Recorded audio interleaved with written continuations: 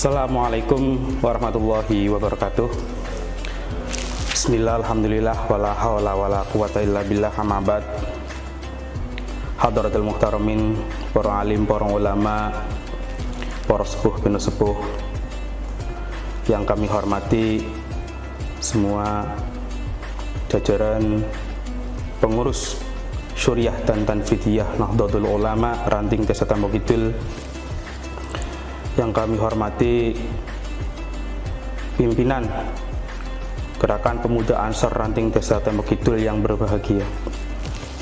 Pertama-tama marilah kita panjatkan puja dan puji syukur kehadirat Allah Subhanahu wa taala yang telah memberikan rahmat dan hidayahnya, yang telah memberikan nikmat iman, Islam dan ihsan kepada kita, sehingga kita masih diberikan kesempatan untuk bermuajahah, untuk bersilaturahim, dan alhamdulillah kita sampai pada bulan yang penuh dengan rahmat, bulan yang penuh dengan ampunan, yaitu bulan Ramadan. Salawat salam tak lupa kita sanjungkan kepada junjungan Nabi besar Muhammad sallallahu alaihi wasallam. Semoga di yaumil akhir kita mendapatkan syafaatul udmanya, amin amin ya rabbal alamin. Bismillah, langsung saja saya melanjutkan dari pembahasan dari sahabat-sahabat yang sebelumnya, yang pada kesempatan kali ini akan membahas tentang waktu sholat. A'udzubillahi minasyaitonirrajim. Bismillahirrahmanirrahim. Qala al-musannif rahimahumullah wa nafa'ana bihi wa bi ulumihi fid darini, amin amin ya rabbal alamin. Faslun, utawi iki kuwana pasal suwiji. Awqatus sholati, utawi piro-piro waktune sholat iku khamsun ana 5. Jadi kita menerangkan tentang pasal waktu-waktunya sholat, yaitu ada 5. Awal waktu duhri, utawi awal waktu duhur iku zawali syamsi ling sires ngengi.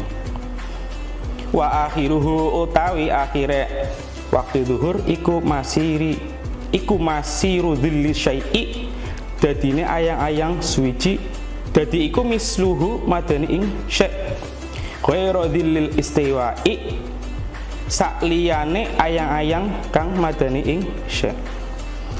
Jadi yang pertama menerangkan tentang waktu sholat duhur. Waktu sholat duhur itu dimulai dari bergesernya atau tergelincirnya matahari. Yang kita tahu kalau sudah tergelincir atau bergeser berarti sudah di siang hari. Itu mulai dari awal waktu zuhur. Wa akhiruhu, dan akhirnya sholat zuhur itu sendiri yaitu jika bayang-bayang suatu itu sama atau menyamai. Ini kalau menurut kitab ya, artinya sekarang itu sudah dipermudah oleh para ahli hisab ataupun ahli ru'yah. Dalam hal ini ketika penetapan waktu itu sudah tidak seperti dulu. Jadi kalau kita pengen memahami kitab sekelas Safinah aja, kita sebenarnya sudah cukup hanya melihat kasarnya, yaitu ketika mau melihat waktu duhur ya ketika sudah bergeser atau tergelincirnya matahari, berarti itu sudah mulai masuk waktu duhur. Sedangkan akhirnya itu ketika suatu benda itu menyamai bayang-bayangnya. Ghairu dzilil istiwa'i, bukan bayangan suatu benda yang menyamainya.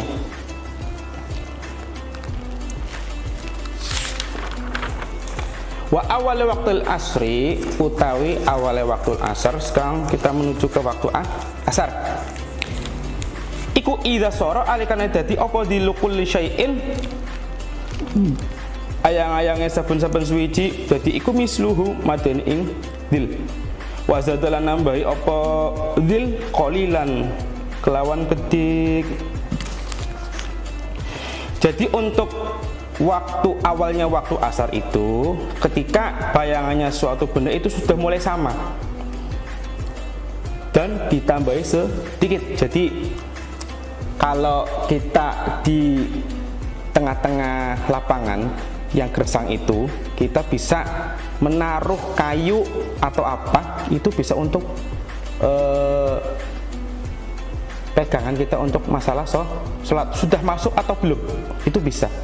Tapi kalau sekarang kan sudah enak, waktu imsak juga sudah ada jamnya, jam sekian, jamnya jam sekian. Kalau orang-orang terdahulu itu kalau mau menentukan waktu sholat, ya seperti yang ada di kitab ini. Wa akhiruhu utawi akhire waktu sholat asar iku guru bisyamsi surupe srengenge. Jadi akhirnya sholat asar itu sendiri yaitu terbenamnya matahari, itu waktu sholat asar. Yang ketiga, wa awal waktu maghrib utawi awale waktu maghrib iku guru bisyamsi yaitu surupe srengenge. Ya, kita bahas lagi ya, kalau kita pengen mengetahui waktunya sholat maghrib ya setelah waktu sholat asar yaitu huruf syams. Nah, setelah huruf syams mulailah masuk waktu maghrib. Wa akhiruhu utawi akhire maghrib iku huruf syafaqi al-ahmari surupe mega al-ahmari kang abang. Kalau kita pengen melihat untuk waktu maghrib, biasanya kalau pas waya maghrib itu kita keluar di lapangan itu pasti ada kelihatan yang namanya mega di langit, itu ada yang merah-merahnya, itu ada, itu namanya mega yang merah atau akhir dari waktu sholat maghrib.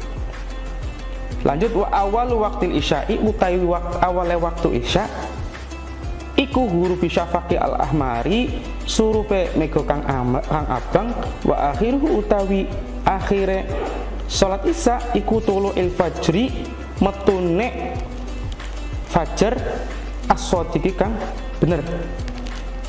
Jadi kita tahu kalau yang namanya syafaqil ahmar sudah kita lihat, kalau sudah hilang itu masuk waktu sholat isya. Sedangkan akhirnya yaitu ketika sudah keluar fajar shadiq.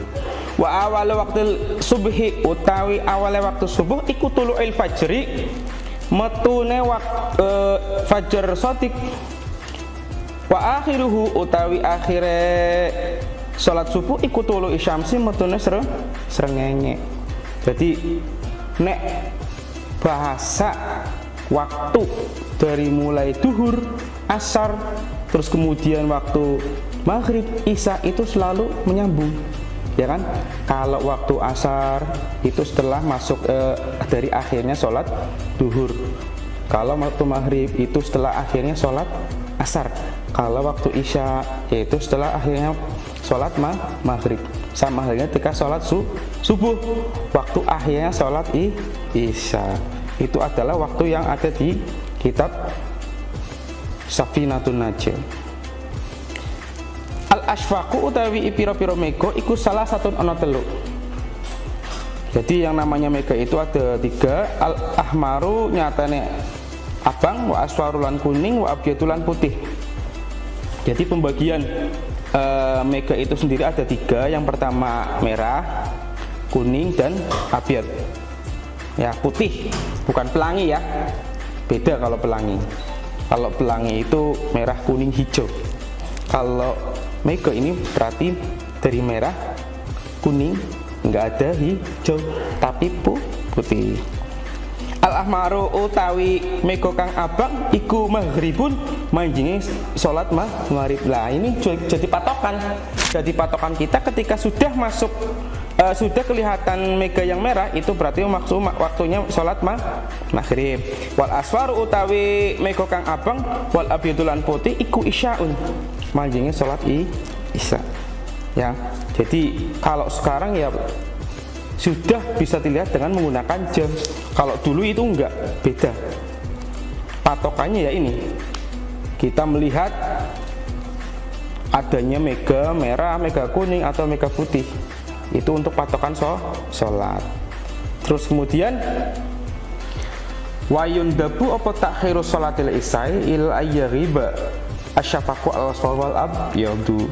Wa yundabu lan den sunake apa takhiru sholatil isya ing ngakhirake salat isya ila ayyaghiba sampai nyentok surup apa asyafaku mego al asfaru kang abang wal abyadul lan putih.